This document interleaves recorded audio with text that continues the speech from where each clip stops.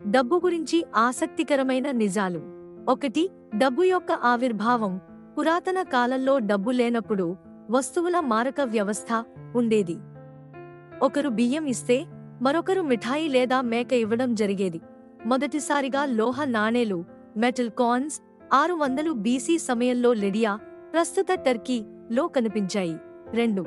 భారతదేశంలో మొట్టమొదటి నాణెం పంచ్ మార్క్డ్ కాయిన్స్ గా బహిర్గతమైంది.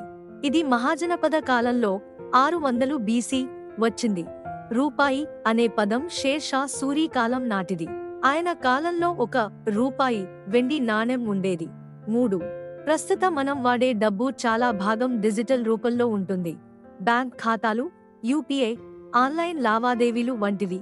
RBI, reserve bank of India, భారతదేశంలో నోట్లను ముద్రించే ఏకైక అధికారం. 4. మన నోట్ల వెనుక భాగంలో 15 భారతీయ భాషల్లో నోటు విలువ అచ్చు తప్పకుండా ఉంటుంది.